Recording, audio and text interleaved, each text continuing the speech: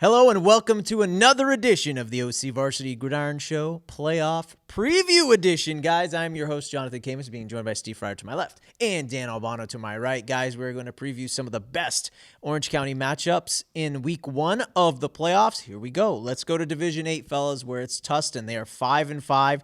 They finished 3-2 in league, and they will be on the road at Buena Park to play Sunny Hills. That's not confusing at all. Sunny Hills finished 8-2, second in the Freeway League. They won a second consecutive, as they like to call, city championship in the city of Fullerton, beating Troy and Fullerton again this year.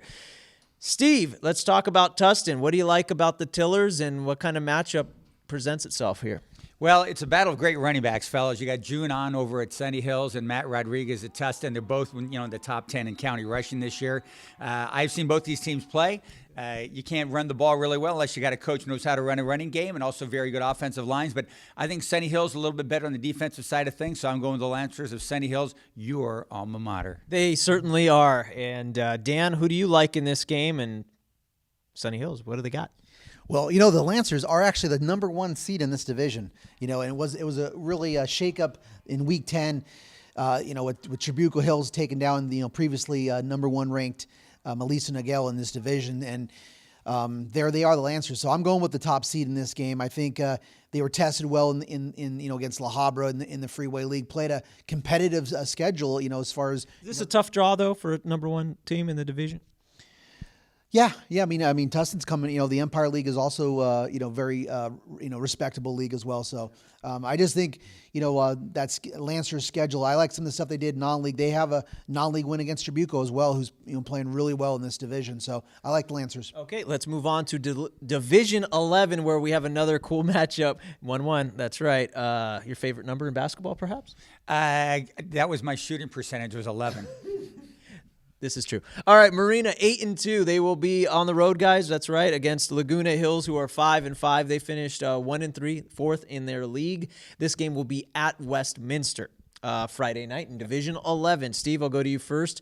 Marina already beat Laguna Hills this year, I see in your notes here, 33-20. So we love the rematches in the playoffs. Coaches like to say, hey, it's tough to beat a good team twice. Can Marina do it again? Yeah, I think Marina will do this again. They've got the two-headed rushing attack with Brant Riedrich and Farrah Rush, so they're really good too. And also, like you said, they beat Laguna Hills 33-20.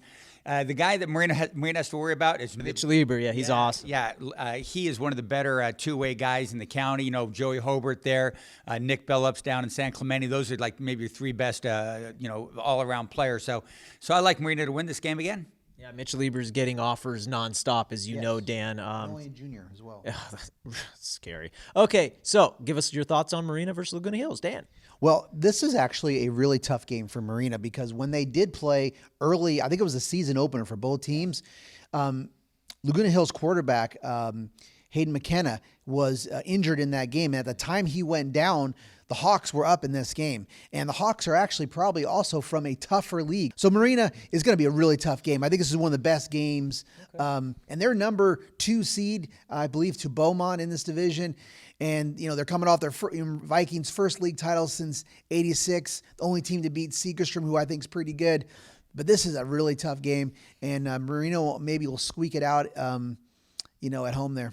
Yeah, Laguna Hills almost changing up their offense when their quarterback went down earlier this year. Mitchell Lieber getting a lot of rushing attempts. Finally, guys, I know this is a super intriguing one to both of you. Orange Lutheran, they are 5-5. They will play on the road at Long Beach Poly at the Vet Friday night. Orange Lutheran versus Long Beach Poly. Steve, you think there could be an upset, if you will? Orange Lutheran's going to win this game. Yeah. And I did pretty well on picking games this year. So I really like Orange Lutheran because I think they've matured as the season's gone on. They have a win over Santa Margarita in league. That Trinity League gets you ready. As Bruce Robinson said, I'd like to thank the Trinity League, after they win a game, because Trinity League gets you ready. Long Beach Poly is really good. They got a quarterback named Mecky Jordan, who's got to be accounted for in this game. But I think Orange Lutheran, playing that schedule, non-league and league, I think they're playoff ready. And here we go. Orange Lutheran's going to win. What do you say, Dan? What do you say, Dan? It's contagious. I know. Well, my partner on the podcast, Scotty Barajas, on the Trinity League Football Podcast, he picked Long Beach Poly to win this game. I'm picking Orange Lutheran. For one, this is a great game because Olu and Poly have some great playoff history, that they're kind of revising. Poly's, The Moore League doesn't get a lot of love, but Poly plays a good non-league schedule. They've won, they swept through the Moore League. It's been a long time since they lost. I think they played Centennial Corona earlier this year. They played some, they beat Los Al. This can be a pretty tough game, I think. And especially too, Orange Lutheran's got a key injury on offense, and that is kind of been a little bit of their Achilles heel. They're kind of slowing down in recent weeks in offense, and that's Malik Blockman, who's a really good receiver, kind of an explosive guy, promising receiver, and kind of is a spark plug for their offense. He suffered a kind of neck shoulder injury last week against Servite. So that's a pretty big blow because he's one of the guys that I really like on the Lancers. And then, Poly has got a couple former OC players on the team from the Trinity League. And one of them is their running back, Rice, Malachi Rice is a former Servite running back, and he's doing a pretty good job for the Jackrabbits. And they also there's a former Mater Dei D lineman on that, pretty good defense for Poly. So it's going to be a tough game. I think it's one of the better games. It's going to be tight, and that's kind of how the Lancers have won a lot of their games this year. They've had to grind them out, play 4 quarters, win at the end. It's probably what they're going to have to do in this game. All right, those are the best of the best, previewing the best games in the playoffs for week 1, but we'll be back for week 2, week 3, and all the championship previews, so make sure to check out OCVarsity, where Steve, Dan, and myself will see you at the games. Golf clap.